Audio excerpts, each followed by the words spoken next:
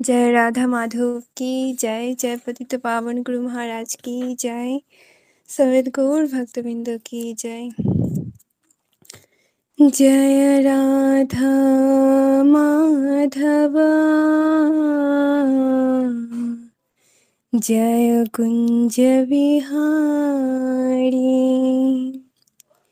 जय राधा माधव जय कुंज बिहारी। जय गोपी जन वल्लभ जय गिरिवरधारी।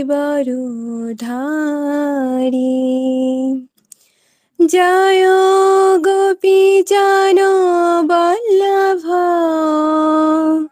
जय गिरिवरधारी। जय राधा माधव जय कुंज बिहारी। यशोदानन्दन व्रज जनरञ्जन यशोदानन्दन व्रज जनरञ्जन यमुनातीरावनचारी।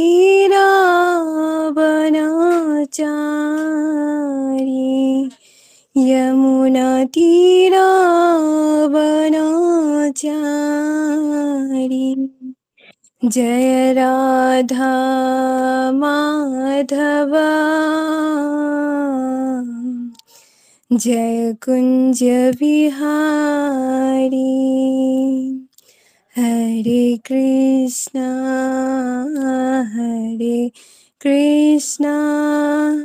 कृष्णा कृष्णा हरे हरे हरे राम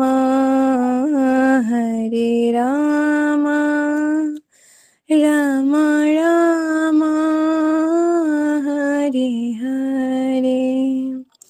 हरे कृष्णा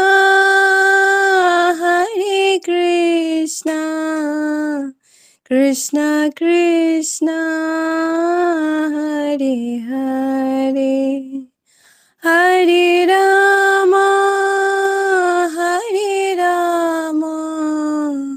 राम राम हरे हरे।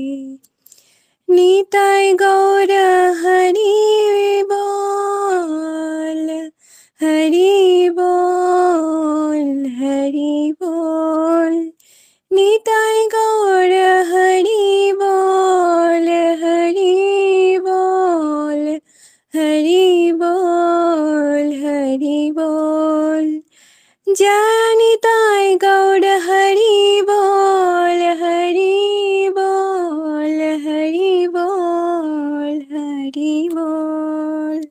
हरे कृष्णा। दंडवत प्रणाम। नमोऽयं विष्णुपदाय कृष्णपृष्ठाय भूतले श्रीमती जयपताका स्वामिनिति नामिने। नमो आचार्यपदाय निताय कृपाप्रदायिने गौरकथा धामोदय नगरग्रामतारिणे। नमोऽयं विष्णुपदाय कृष्णपृष्ठाय भूतले श्रीमती भक्तिवेदांत स्वामिनिति नामिने। नमस्ते सरस्वती गौरवाणी प्रचारिणे निर्विशेष शून्यवादी पाश्चात्य देशतारिणे। ओं तत्सत् ओं तत्सत् ओं तत्सत्। সুধী ভক্তমণ্ডলী সবাইকে জানাই আমি দণ্ডবত প্রণতি নিবেদন।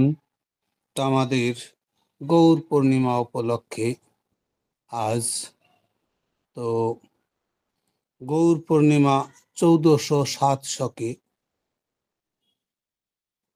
ফাল্গুন পূর্ণিমাতে গৌরচন্দ্র অবতীর্ণ হয়েছিলেন। যদিও 1406 শকের মাঘী পূর্ণিমাতে উনি গৌরচন্দ্র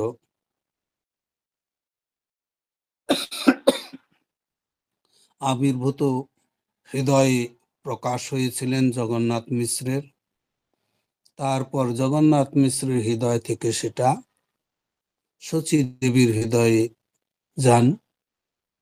তো ভগবান এইভাবে আবির্ভূত হন। ভগবান ভক্তের হৃদয় থেকে প্রকট হন। সাধারণত হৃদয়েই থাকে, প্রত্যেকের হৃদয়ে ভগবান থাকে। তো বিশেষ গুণ যুক্ত হৃদয়ে থেকে উনি প্রকট হন। তো এইভাবে 1 বছর কেটে যায়, কিন্তু যখন শচী মাতার গর্ভের থেকে গৌরহরির কোনো আশঙ্কা দেখা যায় না, তখন নীলাম্বর চক্রবর্তীর কাছে চলে যান সেই মিশ্র পুরন্দর। তো জগন্নাথ মিশ্র নীলাম্বর চক্রবর্তী গণনায় খুব দক্ষ ছিলেন। তো তাই নীলাম্বর চক্রবর্তী ছিলেন শচী দেবীর পিতা। সাধারণত পিতা সব দিক দিয়েই গার্জিয়ানের মতোই, সে যে কোনো বুদ্ধি তার কাছ থেকেই পাওয়া যাবে। তাছাড়া উনি গণনায় খুব পারদর্শী। তো তাই উনি সরাসরি নীলাম্বর চক্রবর্তীকে বললেন এরকম ব্যাপার।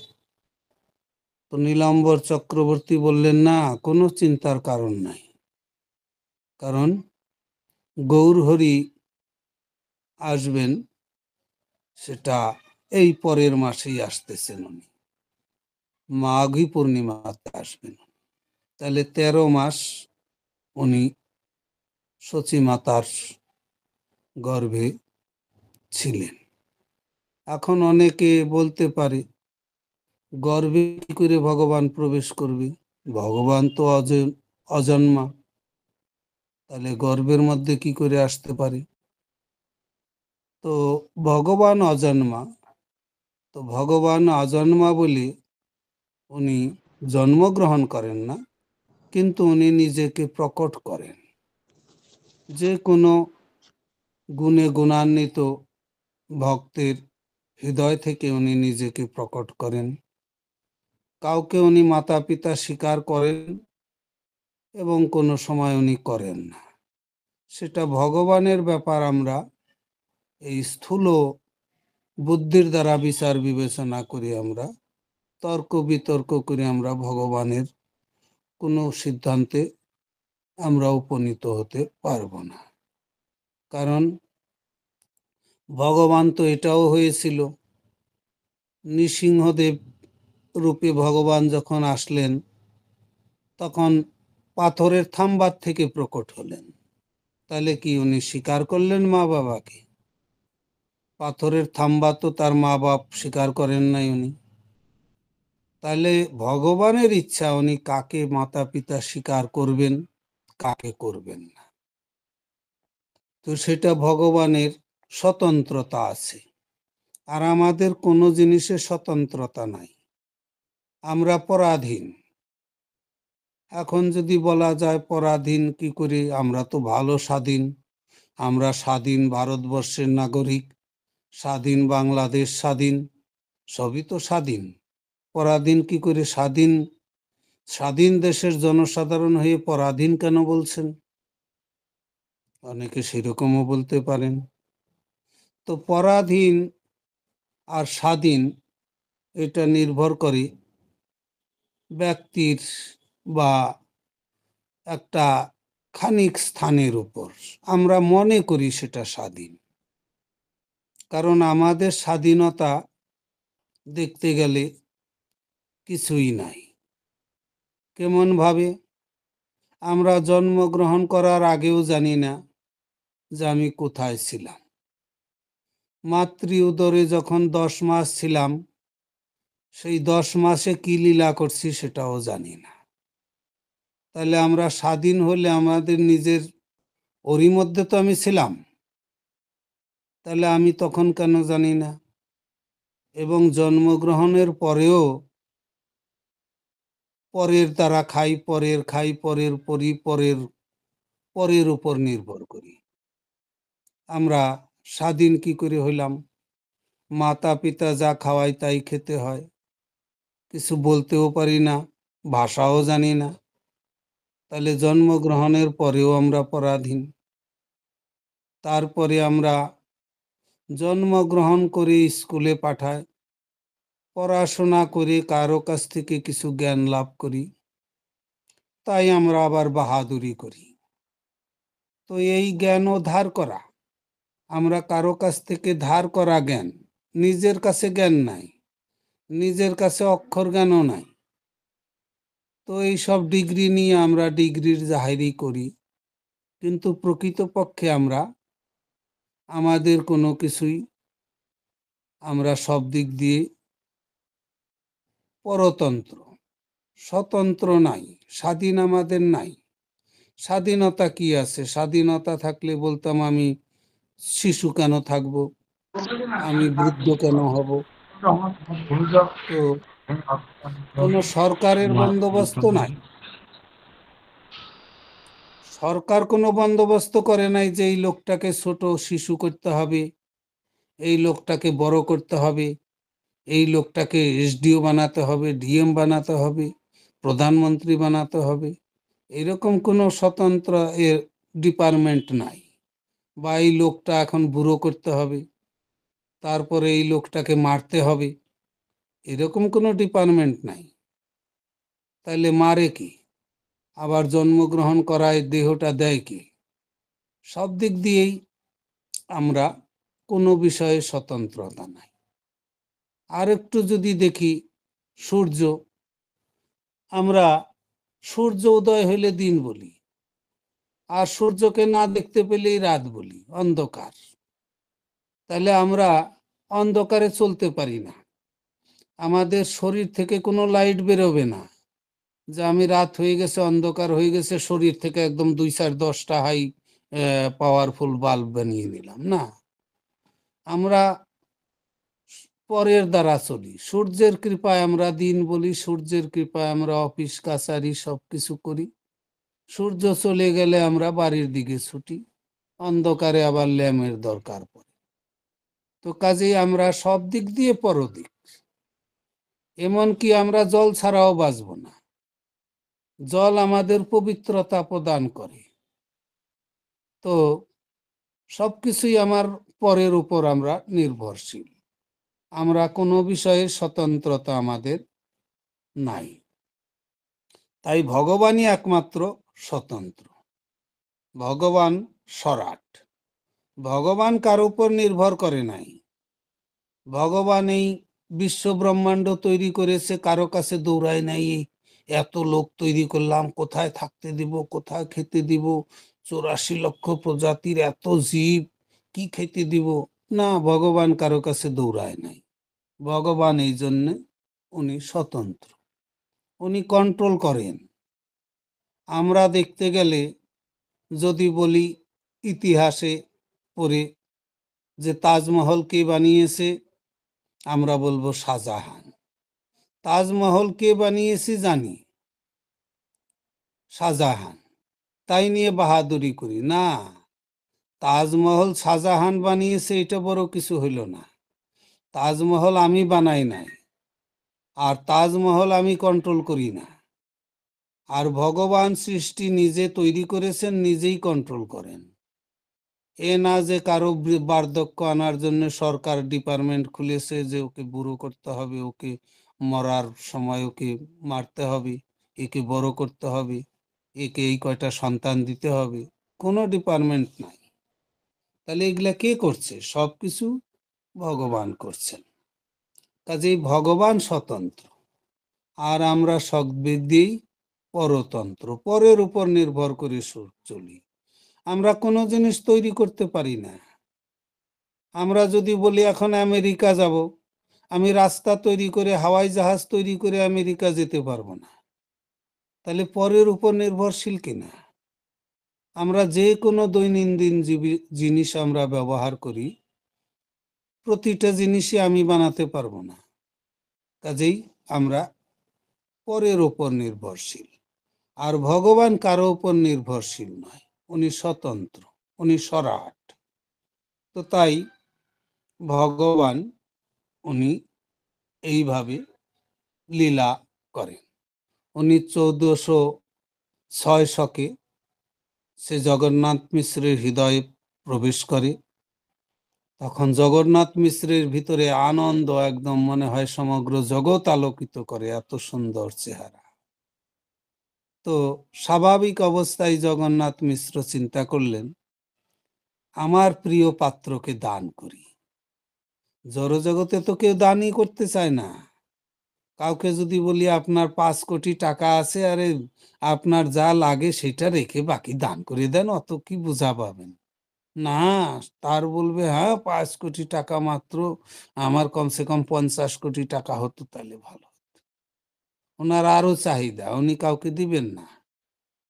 কিন্তু এখানে জগন্নাথ মিশ্র চিন্তা করলেন যে এত আনন্দ পাচ্ছি, আনন্দটা বেটে নেই। উনি শচীর হৃদয়ে সেটা ট্রান্সফার করলেন, কারণ ওনার প্রিয় পাত্র শচী দেবী। তো কাজেই প্রিয় পাত্রকেই দান করবে না, তো সেটা শচী দেবীর হৃদয়ে প্রবেশ করে। তারপরে সেটা এই 1407 সাকে ফাল্গুন মাসে 13 মাসে উনি আবির্ভূত হন গৌরহরি। আবির্ভূত হয়ে উনি যখন আবির্ভূত হন, তখন হরিনাম করতে করতে উনি আবির্ভূত হন। তো আমরা সবাই আবির্ভূত হই, আমরা আবির্ভূত তো হই না, আমরা জন্মগ্রহণ করি। কিন্তু ভগবান আবির্ভূত হন, অ্যাপিয়ারেন্স ডে বলে, মানে উনি আবির্ভূত হন। আর আমরা কর্মফলের বোঝা নিয়ে কান্নাকাটি করে আসি, বোঝা টানতে পারি না, বোঝায় আমাদের মাথা কোমর ব্যথা হয়ে যায়, কিন্তু আমরা বুঝতেও পারি না। তো এইভাবে আমরা বোঝা, সংসারের বোঝা, বয়সের বোঝা, নানা রকম বোঝা টানি। কিন্তু ভগবান স্বতন্ত্র, উনি এইভাবে ফাল্গুন পূর্ণিমাতে উনি আবির্ভূত হলেন। কেন বিলম্ব হলো? না, 6টা ঋতুর মধ্যে লড়াই চলছিল। 6টা ঋতু বলতেছে না আমার ঋতুতে গৌর হরি আসবে, সবাই তো ভগবানকে তো সবাই চায়। এখন 6 ঋতু তারা কেউ রাজি হচ্ছে না, সবাই নিজের নিজের ঋতুতে গৌর হরি আসবে কেউ মানতে চাচ্ছে না। তো তখন সবাই মিটিং এ বসলো, কি ব্যাপার, কেউ সুযোগ দিচ্ছে না। সবই মিটিং এ বসে তখন বলল দেখো, সবাই বলল দেখো, শীত, শীতের দিনে গৌর হরি কত ভগবান, উনি ঠান্ডার দিনটা বেশি ভালো না। বর্ষাকাল কাদা কর্দমাক্ত, কেউ দেখতে পারবে না, আসতে পারবে না, আনন্দ করতে পারবে না, ঘরে বসে থাকার সময় ঋতুটা ভালো না। এরকম গুনতে গুনতে তখন সবাই বলল এই বসন্ত ঋতুটা সব দিক দিয়ে ভালো, গৌর হরি তো পূজা পাঠের জন্য সুবিধা, শীতও না গরমও না, এবং বৃষ্টিপাতও নাই, খুব সুন্দর। তো ঋতুরাজ বসন্ত। তো তাই এই ঋতু সবাই মিলে মিটিং করলো, তখন নির্ধারণ হলো, তাই এইভাবে বসন্ত ঋতুতে প্রভু আবির্ভূত হলেন। কারণ সবাই ভক্তের মনোবাঞ্ছা পূর্ণ করার জন্য ভগবান আসেন। ভগবান স্বতন্ত্র, কিন্তু ভক্তের, ভগবান বলেন যে আমি ভক্ত পরাধীন, আমি স্বাধীন নয়। কাকে বললেন? দুর্বাসা মুনি। দুর্বাসা মুনি যখন অম্বরীশ মহারাজের কে মারার প্রয়াস করলেন, তখন অম্বরীশ মহারাজকে মারতে না পারায় ভগবান সুদর্শন চক্র সেই দুর্বাসা মুনির পিছনে ছেড়ে দিলেন। দুর্বাসা মুনি ভয়ে ভয়ে মহাদেব ব্রহ্মার কাছে গেলেন, কেউ রক্ষা করলেন না।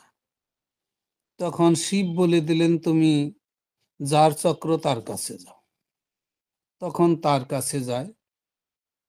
তখন ভগবান বলে, আমি পরাধীন, আমি স্বাধীন নই। তো এইভাবে আমরা দেখলাম গৌর হরি এইভাবে স্বাধীন। তো উনি এইভাবে 1407 শকে উনি ফাল্গুনী পূর্ণিমা তিথিতে আবির্ভূত হলেন। তো এইভাবে বাল্য, প্রৌগণ্ড, কৈশোর, যৌবন, 4টা লীলা ভেদে 4টা খণ্ড আছে। বাল্যলীলা, প্রৌগণ্ড লীলা, কৈশোর লীলা এবং যৌবন লীলা ওনার 4টা ভাগে চৈতন্য চরিতামৃতে 4টা খণ্ড আছে। তো তাই আদি খণ্ডে হলো এই লীলা, তারপরে মধ্যখণ্ড 2টা, অন্তলীলা 1টা। এই 4টা খণ্ডে মহাপ্রভুর লীলা বর্ণনা করেছেন আমাদের কৃষ্ণদাস কবিরাজ মহাশয়। তো এইভাবে আমরা দেখছি যে ফাল্গুনী পূর্ণিমায় চৈতন্য মহাপ্রভু আবির্ভূত হলেন। তো সেই সময়ে চন্দ্রগ্রহণের সময় উনি আবির্ভূত হন। ভগবান কৃষ্ণচন্দ্র আবির্ভূত হন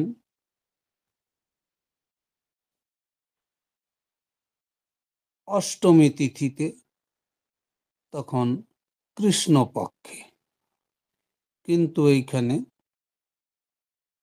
গৌরচন্দ্র আবির্ভূত হন একদম ফাল্গুনী পূর্ণিমা চন্দ্রগ্রহণের সময়। কেন? কারণ গৌর হরির উদ্দেশ্য সবাইকেই ভগবানের নাম করিয়ে দেওয়া। সেই গ্রহণস্থলে সবাই স্নান করবেন। স্নান করার ফলে সবাই স্নান করার সময় যারা হরে কৃষ্ণ করে না তারাও গান গায়। অনেক বাথরুম সিঙ্গারও দেখা যায় যে স্নান করার পরে একটু আনন্দ হয়। তো কাজেই গৌর হরি চিন্তা করলেন সবাইকেই উদ্ধার করার জন্য আসছি, সুতরাং আমার জন্মের প্রভাবেই, আমার আবির্ভাব প্রভাবেই সবাই হরে কৃষ্ণ বা হরি নাম করবেন। তো তাই উনি এইভাবে মহাপ্রভু চন্দ্রোদয়ের সেই কালে আবির্ভূত হলেন। তো তখন সব লোক হরি হরি বলে হর্ষিত হয়ে গেল এবং চৈতন্য মহাপ্রভু এই পরিস্থিতিতে উনি আবির্ভূত হলেন। তো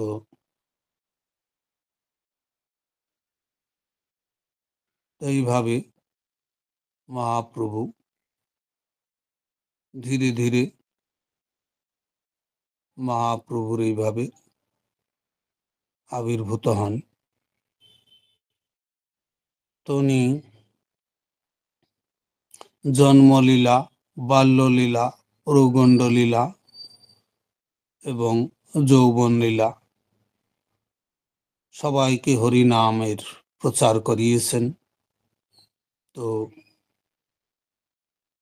সব স্ত্রীগণ, নারীগণ হরি নাম করতেন, কারণ গৌর হরি উনি জন্মের পরে হরি আবির্ভূত হন হরি নাম করে এবং সবাইকে হরি নাম করাতেন।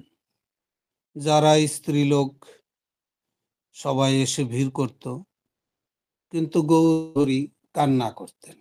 কান্না থামানোর জন্য তারা হরি হরি বলতেই গৌর হরি হাসতে শুরু করতেন। এইভাবে সবাইকে হরিনাম করাতেন। যেই আসতেন সবাইকে আগে হরিনাম করিয়ে তারপরে তাদের আনন্দ প্রদান করতেন। তো সবাই এইভাবে আনন্দের চোটে হরিনাম করতেন। তো এইভাবে বাল্যকালে হাতখড়ি দেন। প্রগণ্ড বয়স, বিবাহ করলেন না উনি, তখন হাতখড়ি দেওয়া হলো। হাতখড়িতে সেটা উনি সেই নীলাম্বর চক্রবর্তীকে বলান। নীলাম্বর চক্রবর্তী গণনা করে বলেন যে ৩২ লক্ষণের মধ্যে আছে, মহাপুরুষ লক্ষণ। তো এইভাবে ৩২ লক্ষণ দেখিয়ে বললেন ইনি মহাপুরুষ, ভগবান নারায়ণ, ইনি সারা জগৎকে উদ্ধার করার জন্য আসছেন। এইভাবে অনেক গুণাগুণ নীলাম্বর চক্রবর্তী বললেন। কারণ যিনি ভগবানকে গণনা করছেন, নীলাম্বর চক্রবর্তী, নামাকরণও ইনি করলেন। আবার কৃষ্ণলীলায়ও এই ইনি ছিলেন।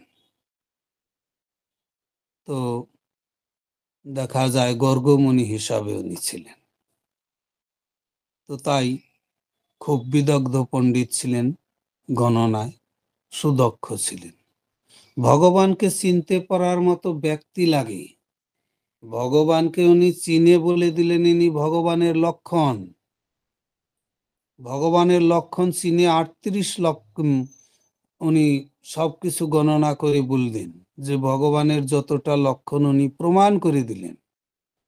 বর্তমানে কলিযুগে তো প্রমাণ ছাড়া ভগবান বলে। একজনের কাছ থেকে যদি উপার্জন করার কিছু টাকা দিল, তাহলে তাকে ভগবান বলে দেয়। যেমন দেখা যায় অনুকূল, প্রতিকূল, মহাকুল, হরিচাঁদ, গুরুচাঁদ, ভেড়াচাঁদ, ছাগলচাঁদ সবই ভগবান কলিযুগে। কেননা তারা প্রমাণ দরকার পড়ে না, উপার্জনে একটু লাভ হইলেই ভগবান স্বীকার করে।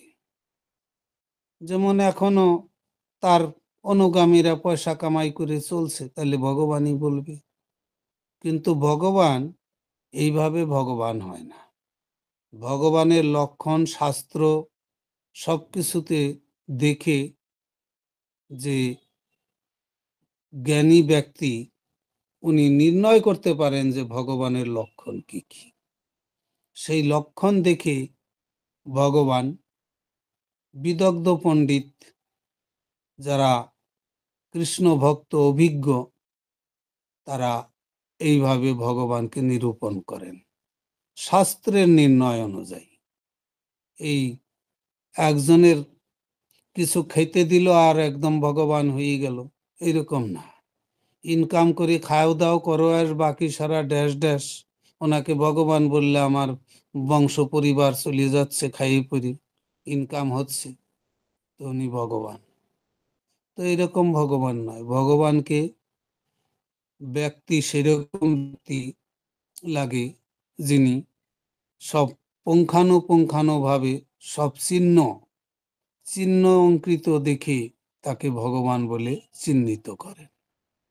এইভাবে বিদগ্ধ পণ্ডিত নীলাম্বর চক্রবর্তী সবার সমক্ষ শচী দেবী এবং জগন্নাথ মিশ্রকে প্রমাণ করে দিলেন ইনি ভগবান, স্বয়ং নারায়ণ, যা পদের লক্ষণ দেখে সব আগেই বলে দিয়েছিলেন উনি, যে এই জন্য উনি স্বতন্ত্র, উনি 13 মাসে আসবে।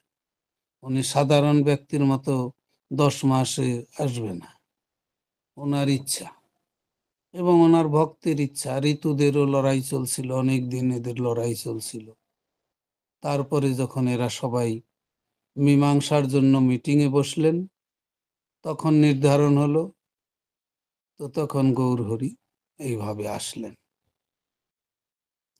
এইভাবে প্রথম উনি জন্মের পরেই উনি লীলা, জন্মের পরেই উনি পিতাকে দেখিয়ে দিলেন। পিতামাতা দেখছেন ঘরের ভিতরে সেই অঙ্কুশ, মিন, বজ্র, শঙ্খ, নানা রকম চিহ্ন। এ তো ভগবানের চরণের চিহ্ন, এখানে কি করে আসলো? তো তখন এনারা দুইজন মিলেমিশে চিন্তা করলেন, না, আমরা শালগ্রাম শিলা পূজা করি, শালগ্রাম শিলা সাক্ষাৎ গোপাল, তাই গোপাল উনি নিজ রূপে এসে এই মন্দিরে আসেন। তো মন্দিরে আসেন, তাই এই পদচিহ্ন দেখা যাচ্ছে। তো পরবর্তীতে কয়েকদিন পর তখন শচীমাতা স্তনপান করছিলেন গৌরহরি, তখন পায়ের মধ্যে শচীমাতা দেখছেন ওই চিহ্নগুলা। তখন উনি দেখালেন ডেকে জগন্নাথ মিশ্রকে, এই যে দেখো, আমরা চিন্তা করছি এটা তোমার ছেলের পায়ে এই চিহ্ন। কিন্তু বাবা মাও মহা বিদগ্ধ, বিচক্ষণ ছিল ভগবানকে চেনার, তারা পদচিহ্ন জানতো। আর এখন তো কোনো চিহ্নই লাগে না, 2টা টাকা পাইলেই তাকে ভগবান বলতে কোনো বাধা নাই। একজন যদি বলল যে তোমাকে 1 কোটি টাকা দিলাম, হ্যাঁ আপনিই আমার ভগবান, ভগবান বলে দিবে। 1 লাখ টাকা দিলে ভগবান বলবে, তো এইরকম। কিন্তু সেই রকম ভাবে ভগবান নিরূপিত হয় না। ভগবান তার লক্ষণ থাকে, শাস্ত্র থাকে, এবং বিদগ্ধ পণ্ডিত তারা নির্বাচন করেন শাস্ত্রের সাথে মিলিয়ে, সবকিছু মিলিয়ে তারপরে তার বিচার বিবেচনা, পণ্ডিতদের বিচক্ষণতা দেখে ভগবানকে চিনেন। যিনি বিচক্ষণ তিনি চিনবেন, যিনি বিচক্ষণ নন, অল্প বুদ্ধি ব্যক্তির কাছে ভগবান কোনো লক্ষণই প্রকট করেন না। তো এইভাবে তাহলে ভগবান দেখা যায় যে উনি বাল্যলীলায় উনি মাতা পিতাকে দেখিয়ে দিলেন উনি স্বয়ং ভগবান। ভগবান প্রমাণ দিতে হয় ভগবানকে। যেমন একজন শিক্ষক আর ছাত্র একসাথে যাচ্ছে বলে ওই শিক্ষক ছাত্র হয়ে গেল না। শিক্ষক নিযুক্ত হয়েছেন ভারত সরকার দ্বারা, উনি পড়ানোর জন্য। আর উনি পড়াশোনা করে ওই টিচার হয়েছেন, ওই সব জিনিস তার জানা, তাই উনি টিচার হয়েছেন। তো তাই জগন্নাথ মিশ্র শচীদেবীর এইসব লক্ষণ জানা, ভগবানকে উনি আগেও জানেন, এখনো জানেন। কাজেই ভগবানকে যিনি জানেন তাকেই তো ভগবান মাতা পিতা স্বীকার করবেন। যিনি জানেনই না সেখানে ভগবান কি জন্য আসবেন? ভগবান এইভাবে আসেন না। তো এইভাবে দেখা যায় যে উনি বাল্য বয়সী মাতা পিতা জানেন, উনি বুঝতে পেরেছেন, বুঝিয়ে দিয়েছেন। তো একদিন উনি ছোটবেলায় বাল্যলীলাও করতেন। ওনাকে ছোটবেলায় অনেক অলংকার দিয়ে রাখা ছিল। 2 চোর চুরি করার জন্য প্রচেষ্টা করেছিল, তাদের চোরদেরও উনি উচিত শিক্ষা দিয়ে আবার চোরকে ভুলিয়ে দিয়ে ঘরেই নিজের বাড়িতেই নিয়ে আসান। চোর তখন বলে, আরে যেখান থেকে নিয়েছি এখানেই আসছি, আর ওরা নিয়ে যা মনে করছে নিজের বাড়ি যাচ্ছে। তো কাজেই ভগবানকে চুরি করে নেওয়ার কোনো ক্ষমতা নাই কারো। ভগবান লীলা করে তাকে বুদ্ধিমান ব্যক্তি তো বুঝতে পারে, নির্বোধ ব্যক্তি বুঝতেই পারে না। এইভাবে চোরদেরও ভগবান চোরদের ঘাড়ে চড়ে ঘুরে ইচ্ছা মতো আবার নিজের বাড়িতেই চলে আসেন। তো বাল্য লীলায় ভগবান এরকম লীলা করেছেন। একবার গ্রামের ছোটবেলায় গ্রামের বাচ্চাদের নিয়ে চুরি করে খাচ্ছেন। তো ভগবানের তো চিরদিনই চুরি করার স্বভাব আছে, ভক্তদের তিনি চুরি করে খায়। তাই বলে অভক্তের বাড়িতেও ধ্যান ধারণা কত কিছু করেও পাবে না। তো ভক্তদের বাড়ি চুরি করে খাচ্ছে।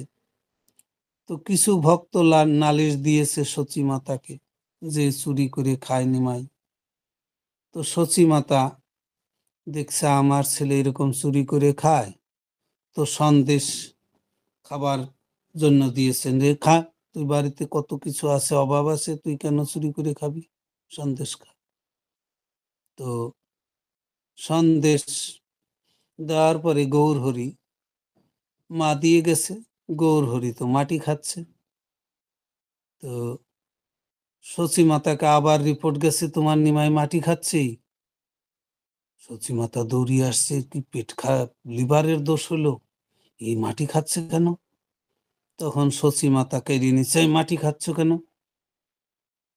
তো বলে গৌরহরি বুঝিয়ে দিলেন যে সন্দেশও তো মাটিরই বিকার, আমাদের দেহও মাটিরই বিকার, মাটি হইতেই উৎপন্ন, তাহলে মাটির বিকারই সন্দেশ, তাহলে মাটি খাচ্ছি, এতে কি দোষ?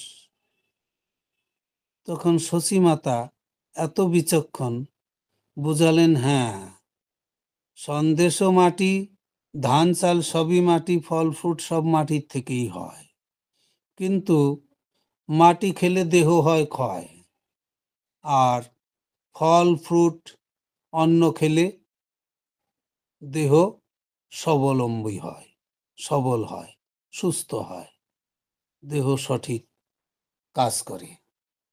তো তখন চৈতন্য মহাপ্রভু বলেন যে তাহলে মা এখন থেকে আর আমি মাটি খাবো না, আমি তোমার দুধ পান করব, স্তন পান করব।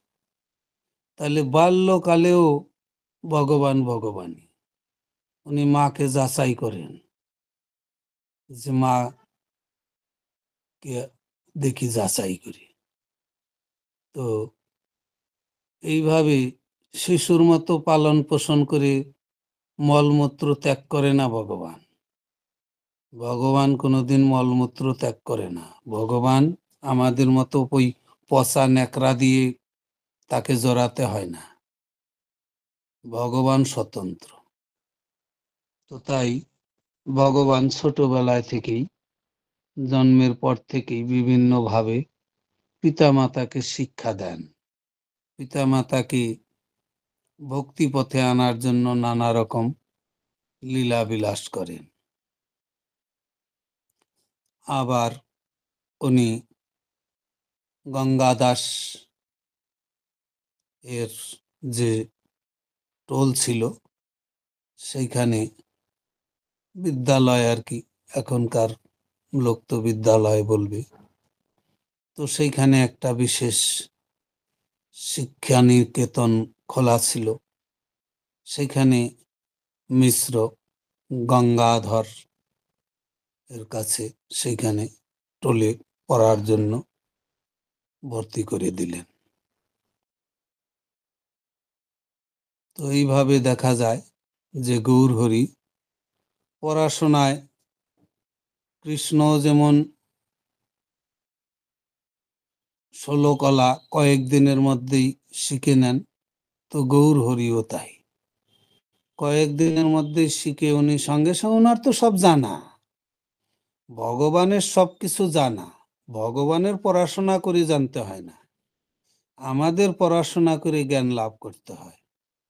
ভগবানের পড়াশোনা করে কিছু জানেন না, ভগবান সর্বজ্ঞ, কিন্তু উনি মাঝে সাঝে গুরুদের পরীক্ষা নেন। আমি যে শিক্ষা দিয়ে গেছি গুরু সেই শিক্ষাই দিচ্ছে না আবার অন্যরকম মনমর্জি দিচ্ছে, সেটা চেক করার জন্য উনি জড়জগতে প্রকট হয়ে এই এগুলা শিক্ষা নেন।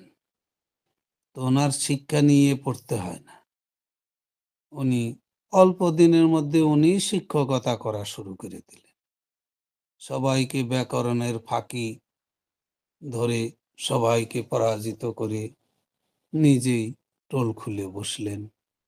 এবং গঙ্গাধরও বুঝতে পারলেন যে ইনি ভগবান, গুরুদেবও জানেন যে ইনি ভগবান। তাহলে ভগবান কাউকে যে বলে না যে আমি ভগবান। কিছু কিছু তথাকথিত কলিযুগে তো নিজে বলে আমি ভগবান, আমাকে পূজা করো। তো কোনো গুরুদেবকে যদি ভগবান বলে, আমার এখানে একজন আছে নরহরি দাস, সেই সহজিয়া গোসাই, তাকে ভক্তরা সবাই আসে, গ্রামের লোকেরা, আরে আমার গৌরহরি কোথায়? তা আমার ওখানে একটা জমি আছে, জমির সাথেই ওনার আশ্রম। তা আমি জমিতে গিয়েছি, তো দল ধরে আসতেছে, আমার গৌরহরির সাথে দেখা হবে, গৌরহরি কোথায়, গৌরহরি কোথায়? তা আমি বলছি গৌরহরি ওই মন্দিরে। তো বলছে না, আমি আসল গৌরহরির কাছে যাব। আসল গৌরহরি কোথায়? ওনাকে জিজ্ঞেস করছি, উনি চা খাচ্ছে ভিতরে লুকিয়ে। আমি ইস্কনের, আমাকে দেখে ফেলবে, আমাকেও বলে আমি ইস্কন, তো কাজে লুকিয়ে চা খাচ্ছে। আর ওইখানে অনেকদিন মাতাজির সাথে উনি লীলা খেলা করছেন, তো উনি বেরোচ্ছেন না। তো আমি বলছি ঠিক আছে দাঁড়ান, আমি দেখছি উনি কোথায়। ওনার কাছে যেতেই উনি সিগারেট ফটাফট মুছে ফেলছে, আর উনি বেরিয়ে আসছে, দৌড়িয়ে আসছি আসছি। উনি আসতে আসতেই গ্রামের সব লোক ওনাকে প্রণাম করছে, বা গৌরহরির দর্শন পেলাম। তো আমি বলছি আপনি গৌরহরি? তো বলে দেখেন, ইনাদের যদি বলতে যাই তাহলে গ্রামের লোক রেগে গেলে আমার কামাই নাই, আমি খাবো কি? কাজে এরা যা বলতে দেন বলতে দেন, এরা বলি ওটি খুশি হয়। তো তাকে বলা হইলো ঠিক আছে, আপনাকে গৌরহরি বললে ওরা খুশি হয়, আপনি স্বীকার করলেন। কেউ যদি আপনাকে বলল যে গরুর চোর, শয়তান, মুসি চামার, শয়তান, বেকুব, তাহলে আপনি খুশি হবেন যে না না ওরা বলুক, ওরা ওইটাই বলেই খুশি হয়, আপনি খুশি হবেন। তখন আর কোনো কথা বেরোয় না। আপনাকে যদি বলল শালা গরুর চোর, শালা কুকুর, আপনি বলবেন যে বলুক বলুক, ওরা ওই বলে খুশি হয়। তখন চুপ হয়ে যায়। তো এই কলিযুগের মানুষ এরকম বড়, ভগবান হওয়ার বেলায় সরাসরি হয়ে যায়। আর খারাপ গালি দিলে সেটা স্বীকার করবে না কোনোদিনও। তো এইভাবে আমরা দেখতে পাই যে তথাকথিত ভগবানরা এরকম ভগবান হয়ে যায়।